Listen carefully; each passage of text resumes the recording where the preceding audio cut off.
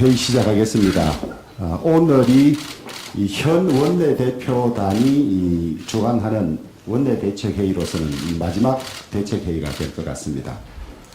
지난 1년간 회의 때마다 이런 시간에 참석하셔서 좋은 의견 내주신 우리 각 상임위원회 간사님들, 또 정책위 의장님을 비롯한 정책위 관계자들, 또 부대표들 정말 수고가 많았습니다. 지난 1년을 되돌아보면 지극히 비정상적인 국회였습니다. 민주당이 180석을 앞세워서 국회법이나 기존의 국회 운영 관행을 깡그리 무시하고 의장 선출부터 상임위원장 선출까지 일방적으로 모두 진행하고, 또 공수처법 개정이라든지 임대차 3법 통과라든지 이 정책 일관성이라든지 현실과도 맞지 않는 내로남불의 이런 법들을 많이 양산한 그런 1년이었습니다. 중과부적이라고 우리가 숫자는 적었습니다만은, 또 최선을 다한다고 했습니다만은 역부족으로 막아내지 못해서 무력감과 참담함도 많이 느낀 그런 한 해였습니다.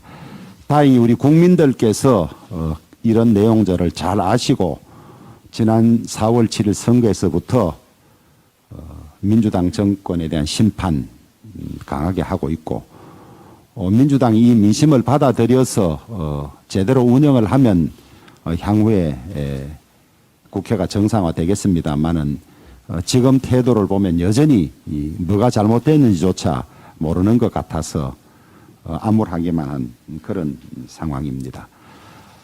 어려울 때일수록 합심하고 단합하면 이겨낼 수 있습니다. 지난 1년간 우리 당은 밖에서는 이런저런 말들이 있습니다만은 그동안 비판받아왔던 개파도 없이 힘을 합쳐서 잘했다고 생각이 듭니다.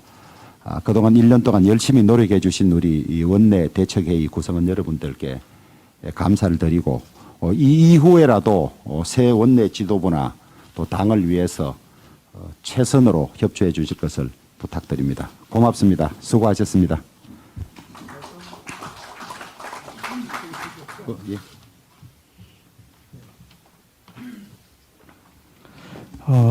가장 우리 당으로서 가장 어려운 시기 아니었나 생각됩니다. 지난 1년 동안 원내 사령탑으로서 우리 당을 잘 이끌어 주신 주호영 원내대표님, 또 김성원 원내 수석 부대표님 비롯해서 부대표님들, 또 정책위 부의장님들, 또 각 상임위 간사님들 한 해 동안 수고 많으셨다는 말씀 먼저 드립니다. 여배우 윤여정 씨의 아카데미 여우 조연상 수상을 진심으로 축하드립니다. 윤여정 씨는 권위 있는 세계적인 영화제인 아카데미 영화제에서 한국 배우 최초 수상이란 한국 영화 역사에 큰 획을 긋는 쾌거를 이루셨습니다. 윤여정 씨의 수상은 코로나 시국으로 몸과 마음이 모두 지쳐있는 우리 국민들에게 한 줄기 빛과 같은 그런 기쁨과 희망을 안겨주셨습니다. 아울러 K 문화의 위상을 세계에 널리 알려주신 영화 미나리 팀과 또 배우 윤여정 씨에게 고개 숙여 깊은 감사와 경의의 말씀을 드립니다. 어제 법무부가 검찰총장 후보 10여 명에 대한 심사 서류를 검찰총장 후보 추천위원들에게 전달을 했다고 합니다. 이성윤 서울중앙지검장, 임은정 대검 감찰정책연구관 등 문재인 정권 방탄수호대 역할을 충실히 해왔고 또 반문 세력을 억압하는 데 앞장서 온 인물들이 후보군을 차지했습니다. 아무리 대통령 퇴임 후가 걱정이 된다고 하더라도 임기 2년의 검찰총장 후보들을 이런 식으로 추천하는 것은 국민을 무시하는 대단히 잘못된 처사입니다. 이성윤 중앙지검장은 피의자 신분입니다. 피의자 조사를 관리 감독해야 할 검찰총장이 피의자라면 그 자체만으로 검찰의 권위와 신뢰를 추락시키는 것입니다. 더욱이 그 피의 사실이 정권의 추악한 단면을 덮기 위한 직권남용이라면 검찰의 권위를 넘어서 정권의 존립 여부를 뒤흔들 수 있는 사안이 될 수도 있습니다. 그런 인물을 검찰총장으로 옹립하기 위해서 검찰총장 임명 쇼를 펼치고 있는 정권의 수뇌부를 보고 있자니 목에서 쓴물이 올라올 정도입니다. 며칠 전 박범계 법무부 장관이 검찰총장의 자격을 두고 국정철학 상관성을 언급한 바 있습니다. 이는 대놓고 현 정권의 충성을 강조한 발언이자 특정 인사를 점찍 얻었다는 오해를 불러일으킬 수 있는 매우 부적절한 발언입니다. 대통령께 3명의 검찰총장 후보를 추천해야 할 법무부 장관의 경도된 발언에 후보 추천위원회가 무슨 의미가 있느냐는 그런 지적까지 나오는 실정입니다. 검찰 장악을 위해서 물불을 가리지 않는 문재인 정부 권력자들의 모습에 국민은 경악을 금치 못하고 있습니다. 검찰총장을 찍어내기 위해서 문재인 대통령이 연출하고 추미애 장관이 열연했던 막장 드라마에 이어서 이번에는 피의자 검찰총장 임명이라는 막장 드라마 시즌2 탄생이 임박했습니다. 대통령은 민심의 무서움을 반드시 직시하셔야 합니다. 국민은 도대체 무엇을 숨기고자 그리고 또 무엇이 두려워서 검찰 장악에 목을 매는지 문재인 대통령께 묻고 있습니다. 눈앞의 안위만을 위해서 피의자 검찰총장을 임명하는 잘못된 선택은 결코 해서는 안 될 것임을 강력하게 경고합니다. 예, 오늘 판문점 선언 3년째 되는 날입니다. 남북은 남북 공동 성명을 통해 남과 북은 한반도 비핵화를 위한 국제사회의 지지와 협력을 위해 적극 노력하겠다라고 합의한 바 있습니다. 3년이 지난 지금 오늘의 현실은 어떠합니까? 문재인 정부가 이상은 공허하고 실력은 무능한 정부로 국민들을 희망 고문해왔습니다. 남북 간 판문점 약속의 상징물, 개성 남북공동연락사무소 잿더미가 되고 또 미사일 도발 계속되고 특등 머저리들, 미국산 앵무새 등 국가 정상에 대한 치욕적인 그런 모독이 이어지는데도 우리 정부 한마디 대꾸도 못하고 있습니다. 지난 3년간 문재인 정부의 남북관계 운전자론 가상현실임이 드러났습니다. 남은 1년 동안 문재인 정부는 게임에서나 가능한 헛된 망상 접고 남북관계를 둘러싼 국제사회가 보내는 엄중한 신호나 잘 지키기 바랍니다. 다음 인사청문회 관련해서 한 말씀 드리겠습니다. 문재인 정권이 4.7 재보선에서 확인한 이 분노한 민심을 가라앉히기 위해서 개각카드 꺼내들었습니다. 그런데 민심 수습이 아니라 오히려 민심에 기름을 붓고 있는 형국입니다. 벌써부터 모든 후보자들에 대한 각종 의혹이 난무하고 있습니다. 도대체 문재인 정부의 청와대 인사검증이라고 하는 것이 이 시스템이 있기는 한 것입니까? 아니면은 국민들을 무시하는 그런 행태를 보인단 말입니까? 이 부분에 대해서 우리 국민의 힘은 철두철미하게 인사검증에 임하도록 하겠습니다. 마지막으로 한 말씀만 더 드리겠습니다. 문재인 정부와 민주당이 이 암호화 화폐를 둘러싼 정책을 두고 엇박자 내면서 이를 지켜보는 국민들 분통을 터뜨리고 있습니다. 2030 세대를 중심으로 투자자 불만이 폭발하고 있습니다. 우리 당은 가상화폐 관련해서 성일종 정무위 간사를 TF 팀장으로서 위촉하면서 우리 국민들을 보호하는 데 앞장서도록 하겠습니다. 이상입니다. 네, 이성윤 중앙지검장의 검찰총장 추천과 관련해서 한 말씀 드리겠습니다. 사상 최초로 수사 중단 외압의 피의자인 이성윤 중앙지검장, 향후 불구속 기소될지도 모르는 이성윤 지검장이 검찰총장에 임명될 거라는 우려가 있습니다. 그 배우를 보면 이 정권에서 그 배우에는 패스트트랙 관련해서 폭행 혐의로 기소된 박범계 법무부 장관이 있습니다. 그 법무부 장관 위에는 울산시장 선거 개입과 관련해서 당시 청와대의 정무수석, 또 반부패 비서관, 또 국정상황실장 이 3명이 기소가 되었습니다. 이 3명은 왜 기소됐겠습니까? 결국 몸통은 문재인 대통령이라고 생각됩니다. 기소된 청와대, 기소된 법무부에 이제 기소된 검찰총장으로서 소위 문재인식 검찰 개혁의 활용점정을 찍는 듯한 그런 모습입니다. 걱정이 됩니다. 정권을 보위하기 위해서 한 인사가 이제 법치가 무너지는 그런 인사로 기록이 될 것입니다. 그야말로 이 정권이 부르짖는 검수완박, 검찰 수사권을 완전히 박탈하기 위해서는 피의자 이성윤이 그 제물로 필요했는지도 모르겠습니다. 온 국민들이 우려하면서 이 인사를 지켜보고 있다는 경고를 드립니다. 추경호 의원님. 예. 예, 원내수석께서 잠깐 말씀하셨습니다만 가상화폐에 관해서 한 말씀 드리겠습니다.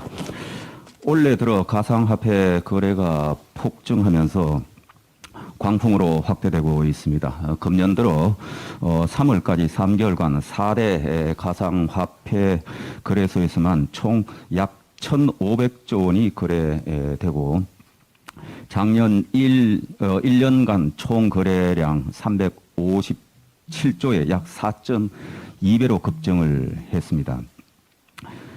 국내 투자자 수도 400만 명, 실명 확인 누적 투자금만 해도 19조 원, 그리고 최근 1일 거래량이 약 30조 원에 이르기도 합니다. 이는 정권거래소 양대 주식시장인 코스피, 코스닥 양시장을 합한 그런 금액 수준입니다. 이렇게 너도나도 가상화폐 투자 거래에 뛰어들어서 연일 수십 %씩 급등락을 반복하고 있고 일부 코인 가격은 단기간 내 수천 %씩 치솟아서 투자자들 간에 폭탄 돌리기가 우려되고 있는 상황입니다. 그런데 국내 가상화폐 거래소는 100여 개 넘게 난립하고 있으나 현재 거래소에 대한 감독, 코인 거래 안정성 기준이나 공시 규정이 없어 깜깜이 투자를 방치하거나 부추기고 있고 일부 가상화폐 업체는 가짜로 공시를 해서 가격 급등 후 상장 폐지하는 사례가 빈발해서 피해는 온전히 투자자가 감당해야 될 상황입니다.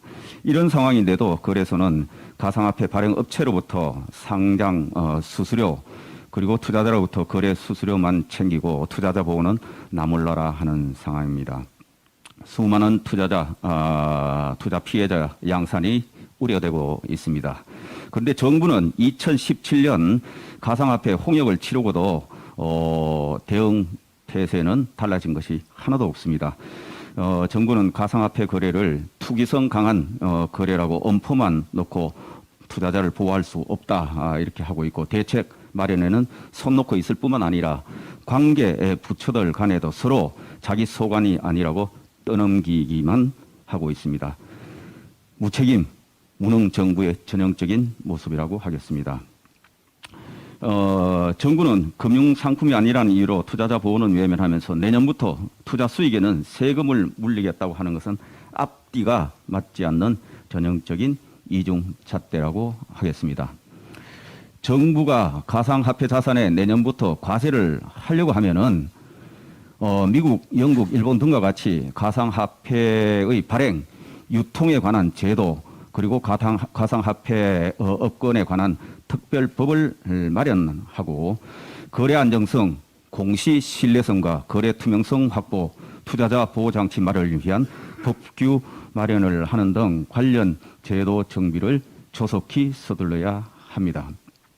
뿐만 아니라 이런 가상화폐 관련 체계적인 이런 법 규정이 마련된 후에나 가상화폐 투자 소득에 대한 과세를 하는 것이 투자자들에 대한 최소한의 도리이며 관련 법령 정비가 이루어지기 전까지는 과세 유예 조치를 해야 할 것입니다. 정부가 할 일은 제대로 하지 않고 세금만 챙기겠다면은 도둑심보 정권이라는 비난을 피하기 어려울 것입니다. 이상입니다. 송석준 의원님.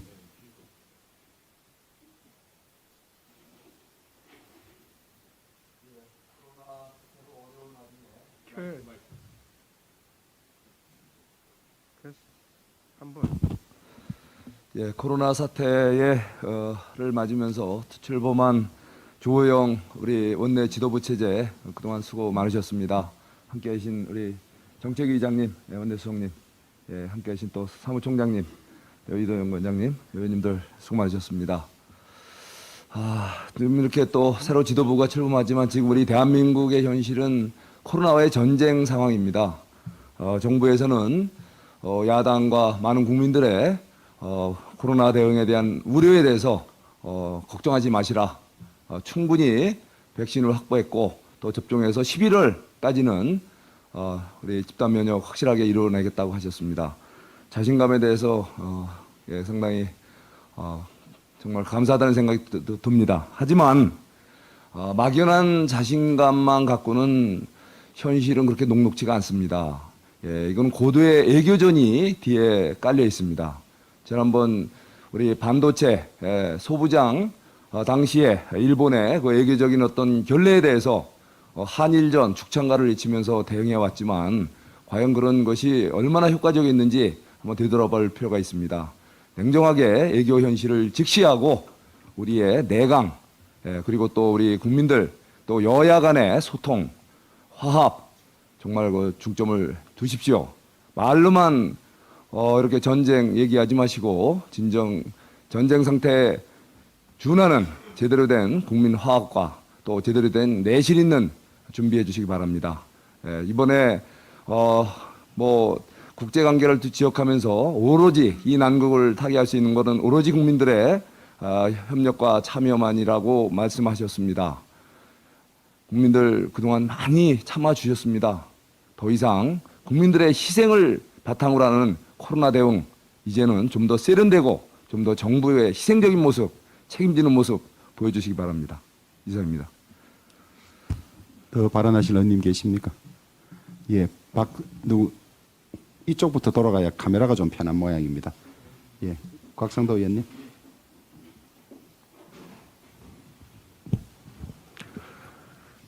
예, 이해찬 더불어민주당 대표가 2013년 2월 배우자 명의로 세종시 전동면에 밭 1,500제곱미터를 사들였고 2015년에는 이중 650평방미터를 대지로 일부 용도 변경했습니다. 이해찬 전 대표의 이 땅은 서울 세종 고속도로의 연기 IC 나들목 설치 계획이 추가되고 전동면 주변에 세종 벤처밸리 산업단지, 세종 스마트 그린 산업단지, 전원주택단지 구성 계획이 잡혀 있는 등 호재가 이어지고 있어 권력형 비리 아니냐는 보도까지 나오고 있습니다. 세종시 건설을 지휘한 전 행복청장이 세종시 국가산단 인근 투기 혐의로 조사받는 등 세종시 공무원 등의 투기 조사가 진행되고 있고 보수단체는 세종시청, 세종시의회에 대한 투기 의혹 공익 감사를 해두고 있습니다. 부동산 투기 문제로 세종시와 관련된 각종 의혹 수사가 진행 중인 이 시점에 국회 세종시 분원 설치하는 국회법 개정을 추진해 투기 의혹 수사를 무색히 하고 있습니다.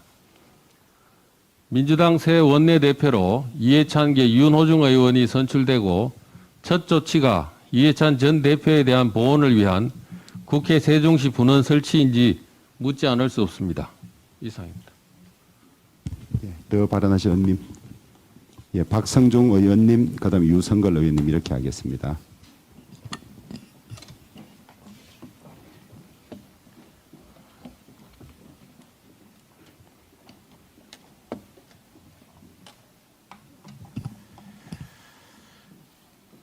원내 대표님하고 정책회장님 또 원내에서 고생하셨습니다. 오늘은 임혜숙 가계부 장관 후보자 인사청문회가 일주일 뒤에입니다. 임 장관 후보자의 지명은 국정운영 능력보다는 다릅고 말 잘 듣는 장관을 두겠다는 소위 문재인 정부의 쇼윈도 개각의 전형이라고 생각합니다. 재보궐선거 참패로 인해서 문 정부의 레임덕을 무마시켜 보겠다는 개각 전략인 것으로 보이는데요. 문 대통령의 바람과 달리 임 후보자에 대해서는 여러 자질 논란이 나오고 있습니다. 먼저 임 장관 후보자의 딸이 정여사를 탈루했다는 의혹입니다. 임 장관 후보자는 2010년 8월 딸을 피보험자로 한 연금보험에 가입해서 매달 100만 원의 보험료를 납부해서 지금까지 1억 2천만 원의 후보자의 딸이 정려받은 것으로 드러났습니다. 꼼수 정려가 발각되었지만은 임 장관의 후보자는 연금 지급 시기가 2058년이기 때문에 지금은 정려나 정여세의 문제가 없다고 발뺌하고 있습니다. 참고로 임 장관 후보자의 딸은 1993년생으로 지금 28살 정도 되고 있습니다. 또한 임 장관 후보자의 딸은 최근 3년 동안 소득 금액이 1,300만 원이 되지 않음에도 불구하고 총 7천만 원의 예금을 갖고 있어 정여세를 탈루한 의혹이 제기되고 있습니다. 이뿐만 아니라 가기부 장관 후보자 지명 바로 직전인 4월 8일 5년 동안 납부하지 않았던 2015년, 그러니까 2018년 종합소득세 157만 4,270원을 냈고 임 후보자의 배우자도 같은 날 2019년 종합소득세 17만 3,910원, 또 지난달 19일 20일은 추가로 70만 1,810원을 몰아서 내며 세금을 장기간에 상습적으로 미납하는 등 납세의 의무조차 하지 않았습니다. 이 밖에도 논문 표절 논란이 제기되고 있는데 교수 시절 남편과 게재한 논문이 제자의 석사학위 논문을 표절했다는 의혹도 받고 있습니다. 특히 이 뺏긴 논문으로 당시 정보통신부와 서울시로부터 지원금까지 타내는 학자로서의 자질도 의심받고 있습니다. 이렇게 많은 의혹이 있는 자격 미달 장관을 밀어붙이는 문정부의 이번 개각은 실패할 것이 불보듯 뻔하고 앞으로 이설 청문회를 통해서 가기부 장관으로서 임 후보자의 자질에 대해서 송곳 검증을 실시할 계획입니다. 이상입니다. 예, 유성걸 의원님. 예, 조영 대표님, 이종배 정책의장 그리고 김성원 수석님 수고 많이 하셨습니다. 민주당 부동산 관련 사항 말씀드리겠습니다. 민주당이 지난 26일 종부세 완화 문제를 두고 부동산 세금 관련 논의는 당분간 없다는 것을 확실하게 말씀드린다고 민주당 수석 대변인이 밝혔습니다. 4.7 보궐선거 참패 이후에 백가쟁명식의 보유세 완화 방안들을 쏟아내더니만 손바닥 뒤집듯이 논의 자체가 없다는 식으로 발표를 했습니다.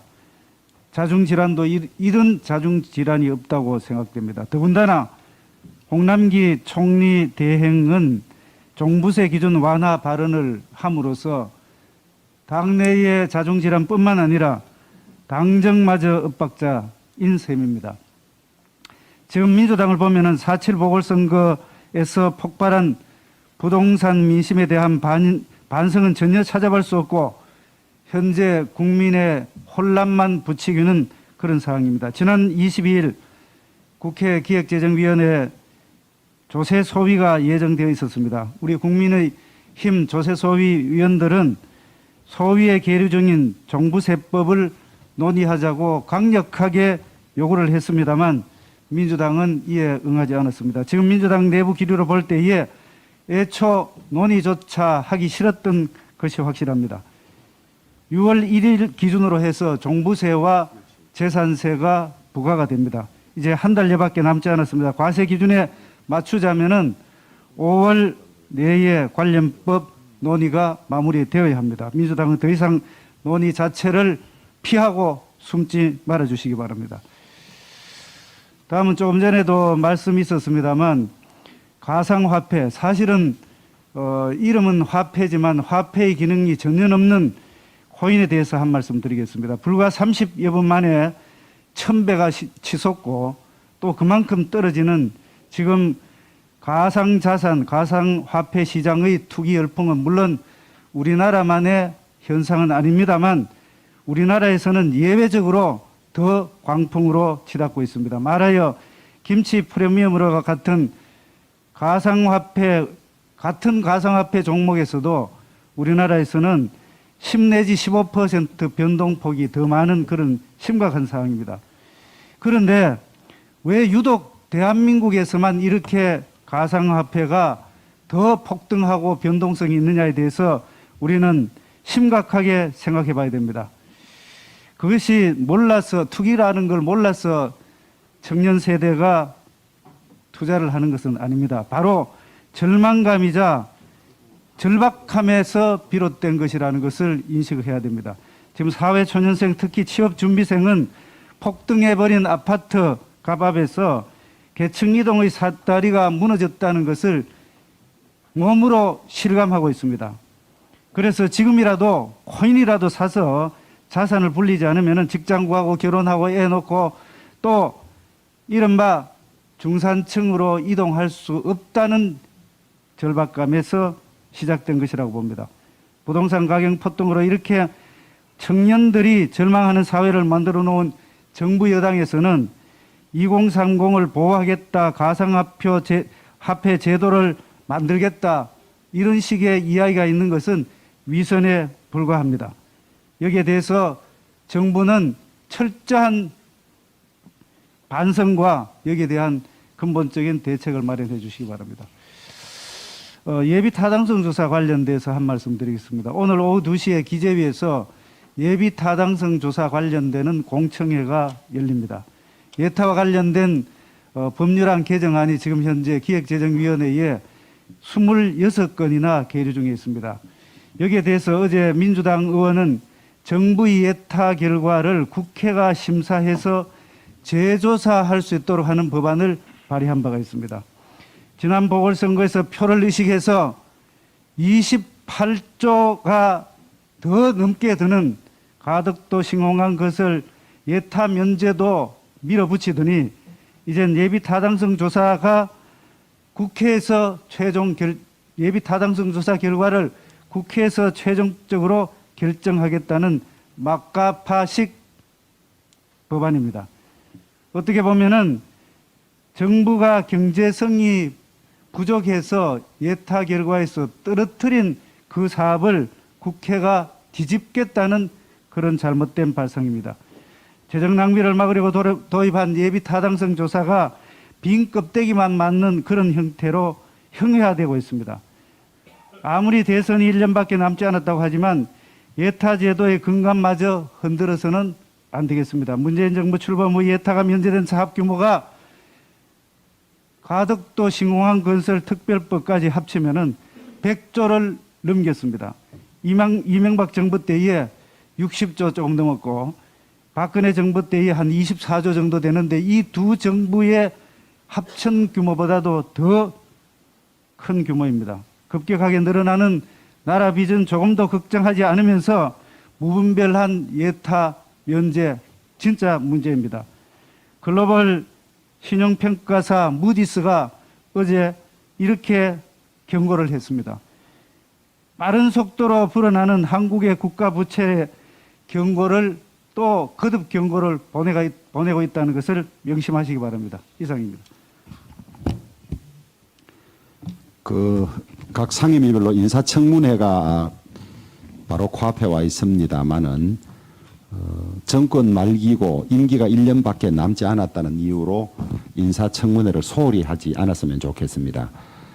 지금 이 정권 들어서 워낙 인사청문 대상자들 중에서 문제가 많아서 지금 드러난 논문 표절이라든지 이런 것들이 사소하게 보일지 모릅니다만은 이전의 기준에 의하면 모두 탈락자들입니다.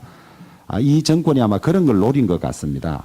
철저히 이 청문을 준비하고 점검해서 비록 정권 말기에 1년이지만은 부적격자가 대한민국의 최고 공직에 나가는 일은 없도록 최선을 좀 다해 주시기를 부탁을 드리고, 임시국회 개회 중에서 상임위별로 법안 소위가 열립니다만은 4월 7일 재보궐선거에서 드러난 민심을 아직도 제대로 못 들었는지 일방 처리하는 상임위가 있습니다.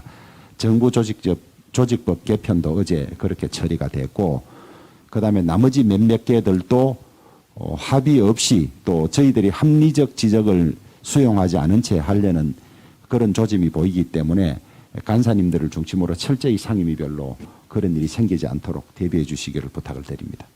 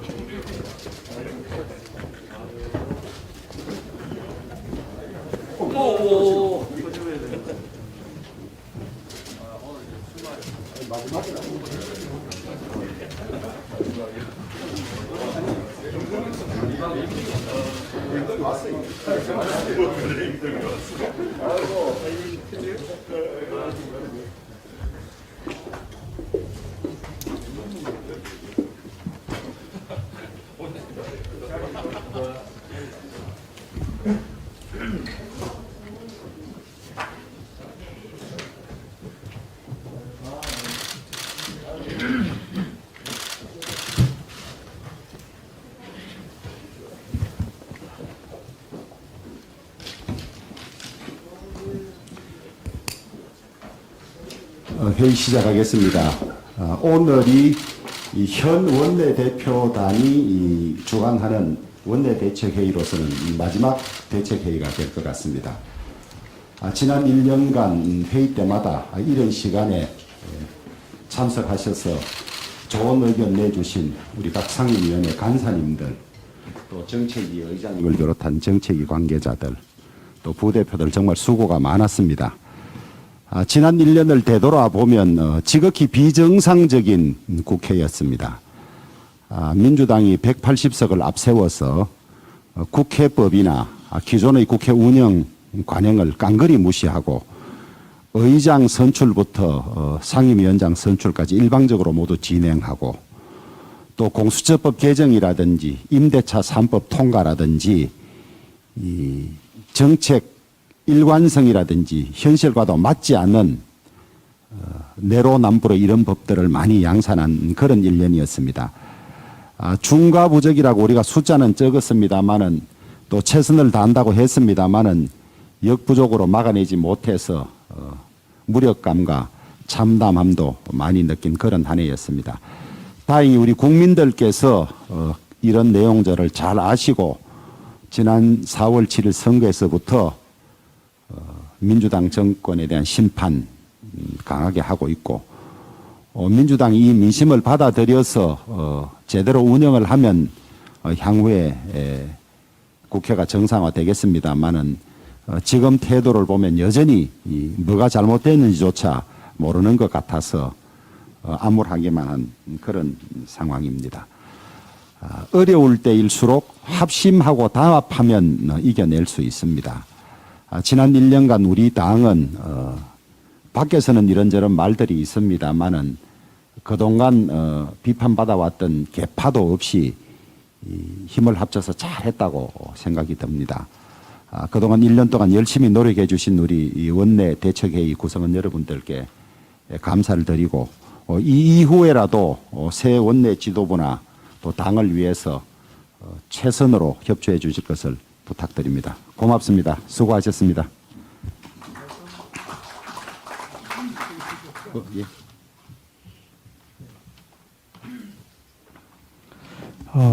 가장 우리 당으로서 가장 어려운 시기 아니었나 생각됩니다. 지난 1년 동안 원내 사령탑으로서 우리 당을 잘 이끌어 주신 주호영 원내대표님, 또 김성원 원내 수석부 대표님 비롯해서 부대표님들, 또 정책위 부의장님들, 또 각 상임위 간사님들 한 해 동안 수고 많으셨다는 말씀 먼저 드립니다.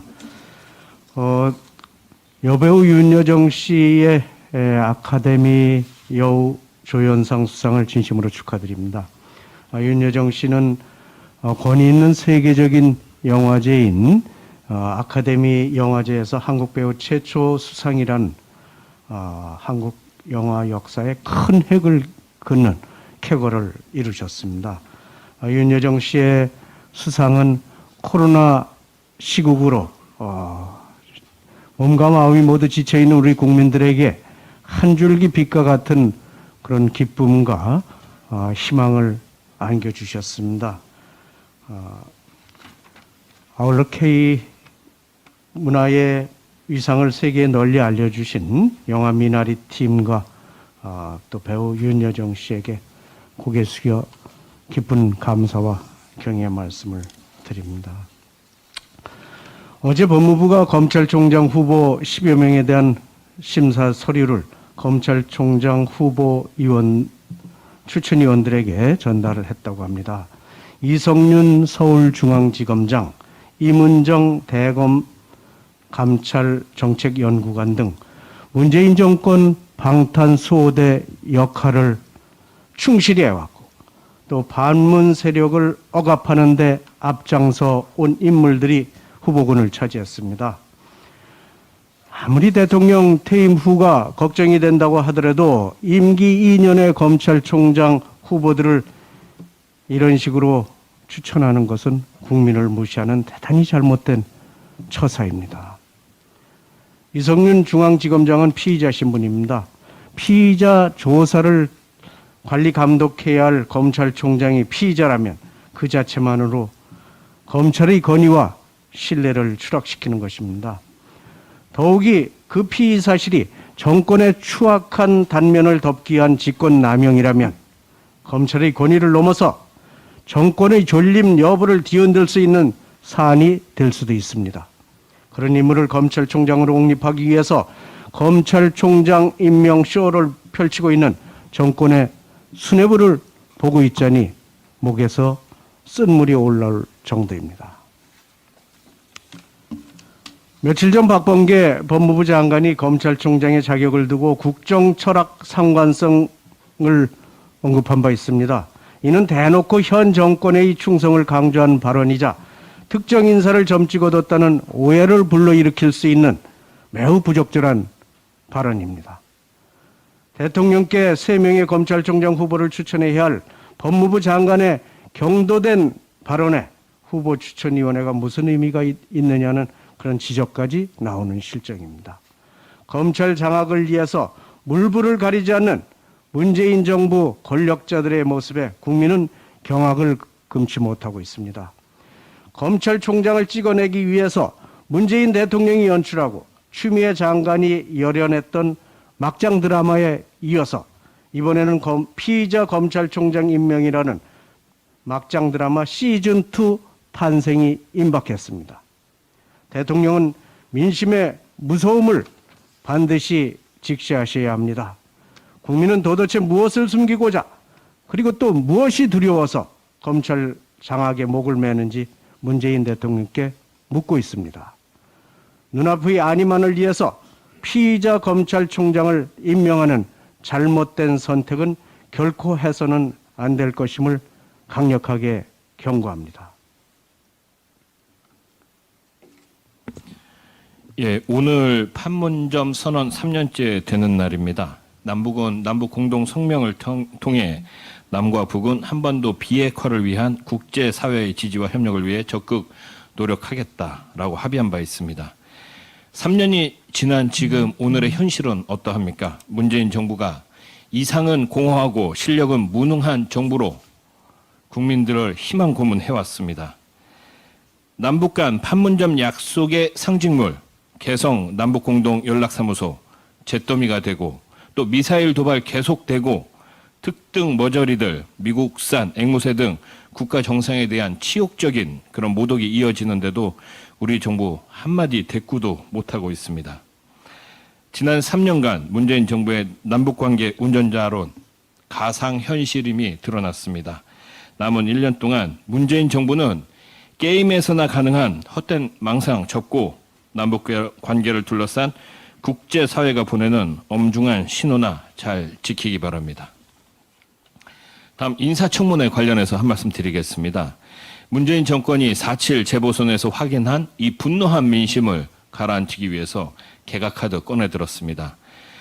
그런데 민심 수습이 아니라 오히려 민심에 기름을 붓고 있는 형국입니다. 벌써부터 모든 후보자들에 대한 각종 의혹이 난무하고 있습니다. 도대체 문재인 정부의 청와대 인사검증이라고 하는 것이 이 시스템이 있기는 한 것입니까? 아니면은 국민들을 무시하는 그런 행태를 보인단 말입니까? 이 부분에 대해서 우리 국민의 힘은 철두철미하게 인사검증에 임하도록 하겠습니다. 마지막으로 한 말씀만 더 드리겠습니다. 문재인 정부와 민주당이 이 암호화 화폐를 둘러싼 정책을 두고 엇박자 내면서 이를 지켜보는 국민들 분통을 터뜨리고 있습니다. 2030 세대를 중심으로 투자자 불만이 폭발하고 있습니다. 우리 당은 가상화폐 관련해서 성일종 정무위 간사를 TF 팀장으로서 위촉하면서 우리 국민들을 보호하는 데 앞장서도록 하겠습니다. 이상입니다. 네, 이성윤 중앙지검장의 검찰총장 추천과 관련해서 한 말씀 드리겠습니다. 사상 최초로 수사 중단 외압의 피의자인 이성윤 중앙지검장, 향후 불구속 기소될지도 모르는 이성윤 지검장이 검찰총장에 임명될 거라는 우려가 있습니다. 그 배우를 보면 이 정권에서 그 배우에는 패스트트랙 관련해서 폭행의 혐의로 기소된 박범계 법무부 장관이 있습니다. 그 법무부 장관 위에는 울산시장 선거 개입과 관련해서 당시 청와대의 정무수석, 또 반부패 비서관, 또 국정상황실장 이 3명이 기소가 되었습니다. 이 3명은 왜 기소됐겠습니까? 결국 몸통은 문재인 대통령이라고 생각됩니다. 기소된 청와대, 기소된 법무부에 이제 기소된 검찰총장으로서 소위 문재인식 검찰 개혁의 활용점정을 찍는 듯한 그런 모습입니다. 걱정이 됩니다. 정권을 보위하기 위해서 한 인사가 이제 법치가 무너지는 그런 인사로 기록이 될 것입니다.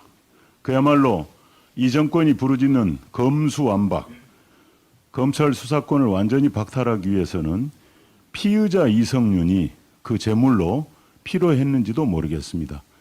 온 국민들이 우려하면서 이 인사를 지켜보고 있다는 경고를 드립니다. 추경호 의원님. 원내수석께서 잠깐 말씀하셨습니다만 가상화폐에 관해서 한 말씀 드리겠습니다. 올해 들어 가상화폐 거래가 폭증하면서 광풍으로 확대되고 있습니다. 금년 들어 3월까지 3개월간 4대 가상화폐 거래소에서만 총 약 1,500조 원이 거래되고 작년 1년간 총 거래량 357조에 약 4.2배로 급증을 했습니다. 국내 투자자 수도 400만 명, 실명 확인 누적 투자금만 해도 9조 원, 그리고 최근 1일 거래량이 약 30조 원에 이르기도 합니다. 이는 정권거래소 양대 주식시장인 코스피, 코스닥 양시장을 합한 그런 금액 수준입니다. 이렇게 너도나도 가상화폐 투자 거래에 뛰어들어서 연일 수십 %씩 급등락을 반복하고 있고, 일부 코인 가격은 단기간 내에 수천 %씩 치솟아서 투자자들 간에 폭탄 돌리기가 우려되고 있는 상황입니다. 그런데 국내 가상화폐 거래소는 100여 개 넘게 난립하고 있으나 현재 거래소에 대한 감독, 코인 거래 안정성 기준이나 공시 규정이 없어 깜깜이 투자를 방치하거나 부추기고 있고, 일부 가상화폐 업체는 가짜로 공시를 해서 가격 급등 후 상장 폐지하는 사례가 빈발해서 피해는 온전히 투자자가 감당해야 될 상황입니다. 이런 상황인데도 거래소는 가상화폐 발행 업체로부터 상장 수수료, 그리고 투자자로부터 거래 수수료만 챙기고 투자자 보호는 나몰라라 하는 상황입니다. 수많은 투자 피해자 양산이 우려되고 있습니다. 그런데 정부는 2017년 가상화폐 홍역을 치르고도 대응 태세는 달라진 것이 하나도 없습니다. 정부는 가상화폐 거래를 투기성 강한 거래라고 엄포만 놓고 투자자를 보호할 수 없다 이렇게 하고 있고, 대책 마련에는 손 놓고 있을 뿐만 아니라 관계 부처들 간에도 서로 자기 소관이 아니라고 떠넘기기만 하고 있습니다. 무책임, 무능 정부의 전형적인 모습이라고 하겠습니다. 정부는 금융상품이 아니라는 이유로 투자자 보호는 외면하면서 내년부터 투자 수익에는 세금을 물리겠다고 하는 것은 앞뒤가 맞지 않는 전형적인 이중잣대라고 하겠습니다. 정부가 가상화폐 자산에 내년부터 과세를 하려고 하면은 미국, 영국, 일본 등과 같이 가상화폐의 발행, 유통에 관한 제도, 그리고 가상화폐 업권에 관한 특별법을 마련하고, 거래 안정성, 공시 신뢰성과 거래 투명성 확보, 투자자 보호 장치 마련을 위한 법규 마련을 하는 등 관련 제도 정비를 조속히 서둘러야 합니다. 뿐만 아니라 이런 가상화폐 관련 체계적인 이런 법 규정이 마련된 후에나 가상화폐 투자 소득에 대한 과세를 하는 것이 투자자들에 대한 최소한의 도리이며, 관련 법령 정비가 이루어지기 전까지는 과세 유예 조치를 해야 할 것입니다. 정부가 할 일은 제대로 하지 않고 세금만 챙기겠다면은 도둑심보 정권이라는 비난을 피하기 어려울 것입니다. 이상입니다. 발언하신 위에 송석준 의원님.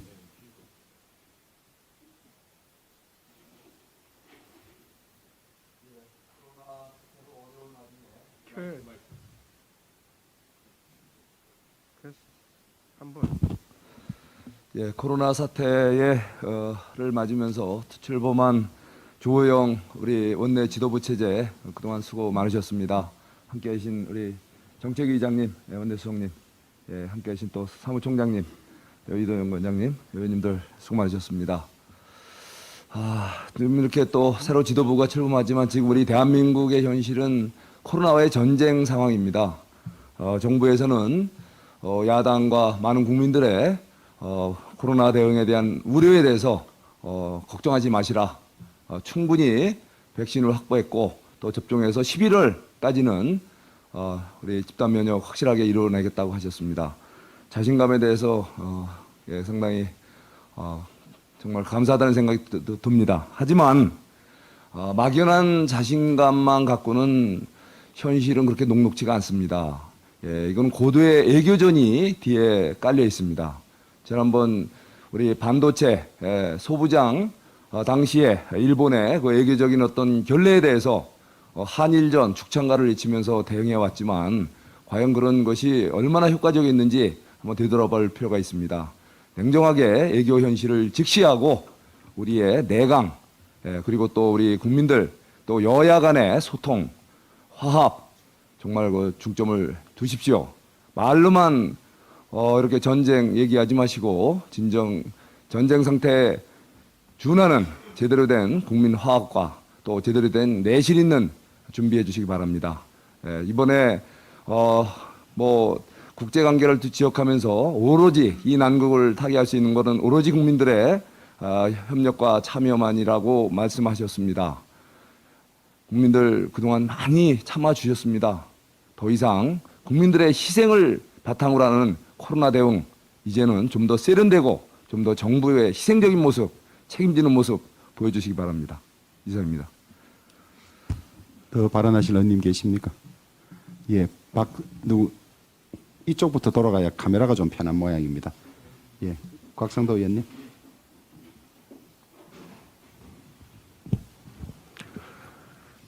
예, 이해찬 더불어민주당 대표가 2013년 2월 배우자 명의로 세종시 전동면에 밭 1,500제곱미터를 사들였고 2015년에는 이중 650평방미터를 대지로 일부 용도 변경했습니다. 이해찬 전 대표의 이 땅은 서울 세종 고속도로의 연기 IC 나들목 설치 계획이 추가되고 전동면 주변에 세종 벤처밸리 산업단지, 세종 스마트 그린 산업단지, 전원주택단지 구성 계획이 잡혀 있는 등 호재가 이어지고 있어 권력형 비리 아니냐는 보도까지 나오고 있습니다. 세종시 건설을 지휘한 전 행복청장이 세종시 국가산단 인근 투기 혐의로 조사받는 등 세종시 공무원 등의 투기 조사가 진행되고 있고 보수단체는 세종시청, 세종시의회에 대한 투기 의혹 공익감사를 해두고 있습니다. 부동산 투기 문제로 세종시와 관련된 각종 의혹 수사가 진행 중인 이 시점에 국회 세종시 분원 설치하는 국회법 개정을 추진해 투기 의혹 수사를 무색히 하고 있습니다. 민주당 새 원내대표로 이해찬계 윤호중 의원이 선출되고 첫 조치가 이해찬 전 대표에 대한 보호를 위한 국회 세종시 분원 설치인지 묻지 않을 수 없습니다. 이상입니다. 예, 더 발언하실 의원님. 예, 박성중 의원님, 그다음에 유성걸 의원님 이렇게 하겠습니다.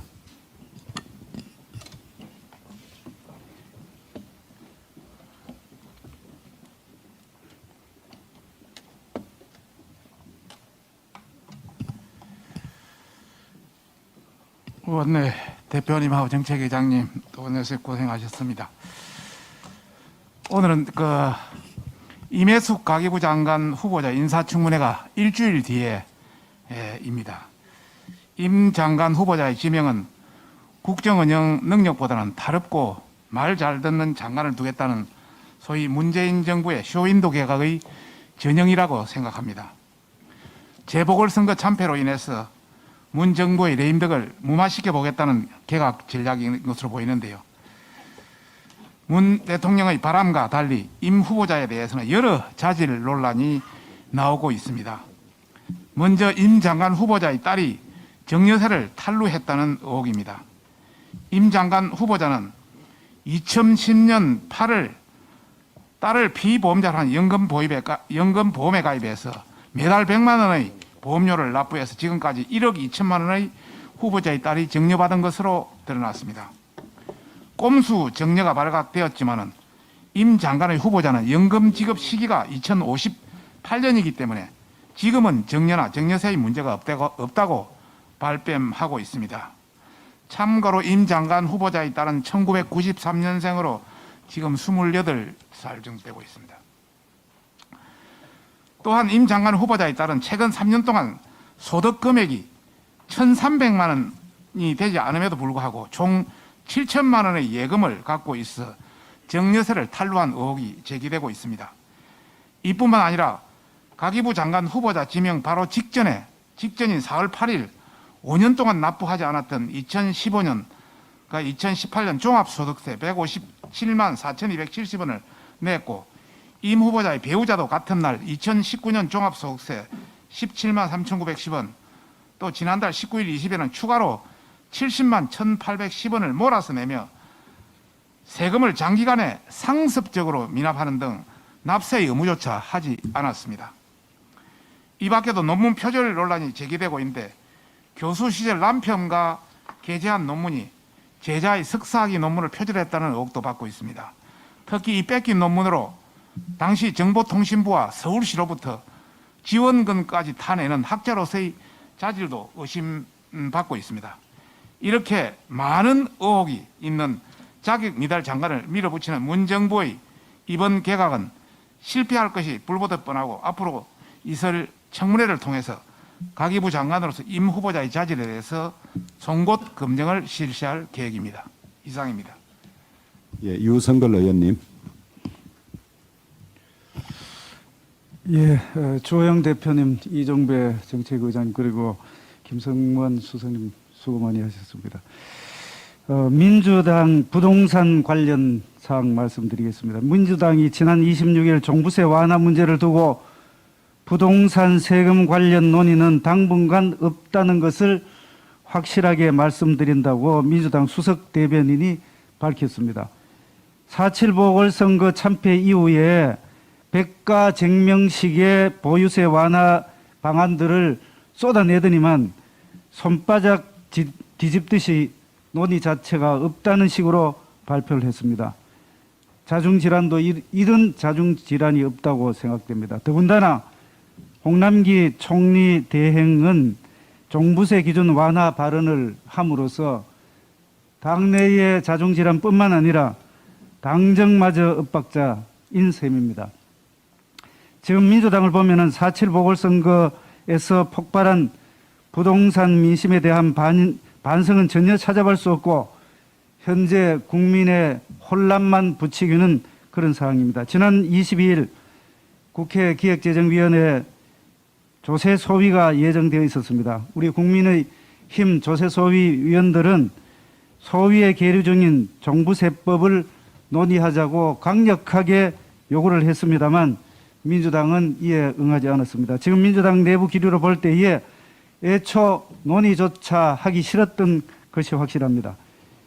6월 1일 기준으로 해서 종부세와 재산세가 부과가 됩니다. 이제 한 달여밖에 남지 않았습니다. 과세 기준에 맞추자면은 5월 내에 관련법 논의가 마무리되어야 합니다. 민주당은 더 이상 논의 자체를 피하고 숨지 말아주시기 바랍니다.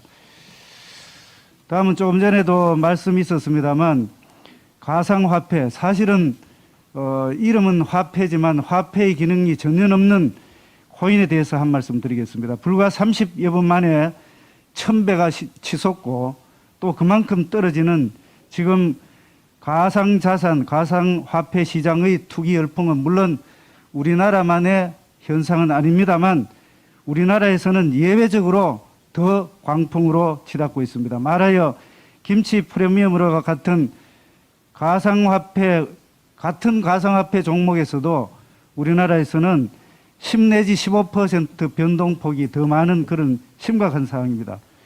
그런데 왜 유독 대한민국에서만 이렇게 가상화폐가 더 폭등하고 변동성이 있느냐에 대해서 우리는 심각하게 생각해 봐야 됩니다. 그것이 몰라서, 투기라는 걸 몰라서 청년 세대가 투자를 하는 것은 아닙니다. 바로 절망감이자 절박함에서 비롯된 것이라는 것을 인식을 해야 됩니다. 지금 사회초년생, 특히 취업준비생은 폭등해버린 아파트 갑압에서 계층이동의 사다리가 무너졌다는 것을 몸으로 실감하고 있습니다.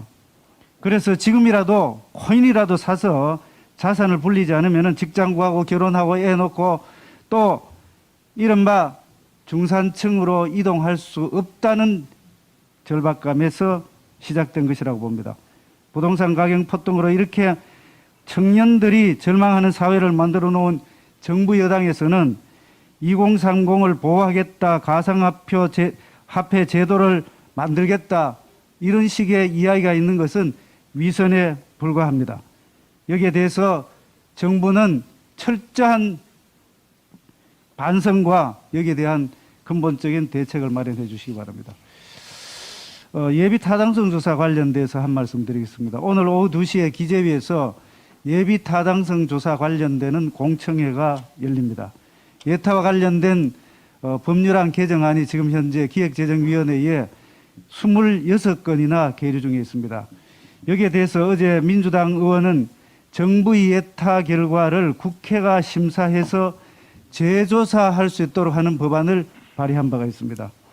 지난 보궐선거에서 표를 의식해서 28조가 더 넘게 드는 가덕도 신공항 것을 예타 면제도 밀어붙이더니 이젠 예비 타당성 조사가 국회에서 예비 타당성 조사 결과를 국회에서 최종적으로 결정하겠다는 막가파식 법안입니다. 어떻게 보면은 정부가 경제성이 부족해서 예타 결과에서 떨어뜨린 그 사업을 국회가 뒤집겠다는 그런 잘못된 발상입니다. 재정 낭비를 막으려고 도입한 예비 타당성 조사가 빈 껍데기만 맞는 그런 형태로 형해화되고 있습니다. 아무리 대선이 1년밖에 남지 않았다고 하지만 예타 제도의 근간마저 흔들어서는 안 되겠습니다. 문재인 정부 출범 후 예타가 면제된 사업 규모가 가덕도 신공항 건설 특별법까지 합치면은 100조를 넘겼습니다. 이명박 정부 때에 60조 조금 넘었고 박근혜 정부 때에 한 24조 정도 되는데 이 두 정부의 합천 규모보다도 더 큰 규모입니다. 급격하게 늘어나는 나라 빚은 조금 더 걱정하지 않으면서 무분별한 예타 면제 진짜 문제입니다. 글로벌 신용평가사 무디스가 어제 이렇게 경고를 했습니다. 빠른 속도로 불어나는 한국의 국가 부채 경고를 또 거듭 경고를 보내고 있다는 것을 명심하시기 바랍니다. 이상입니다. 각 상임위별로 인사청문회가 바로 코앞에 와 있습니다만은 정권 말기고 임기가 1년밖에 남지 않았다는 이유로 인사청문회를 소홀히 하지 않았으면 좋겠습니다. 지금 이 정권 들어서 워낙 인사청문 대상자들 중에서 문제가 많아서 지금 드러난 논문 표절이라든지 이런 것들이 사소하게 보일지 모릅니다만은 이전의 기준에 의하면 모두 탈락자들입니다. 이 정권이 아마 그런 걸 노린 것 같습니다. 철저히 이 청문을 준비하고 점검해서 비록 정권 말기에 1년이지만은 부적격자가 대한민국의 최고 공직에 나가는 일은 없도록 최선을 좀 다해 주시기를 부탁을 드리고 임시국회 개회 중이어서 상임위별로 법안 소위가 열립니다만은 4월 7일 재보궐선거에서 드러난 민심을 아직도 제대로 못 들었는지 일방 처리하는 상임위가 있습니다. 정부 조직법 개편도 어제 그렇게 처리가 됐고 그다음에 나머지 몇몇 개들도 합의 없이 또 저희들이 합리적 지적을 수용하지 않은 채 하려는 그런 조짐이 보이기 때문에 간사님들을 중심으로 철저히 상임위별로 그런 일이 생기지 않도록 대비해 주시기를 부탁을 드립니다.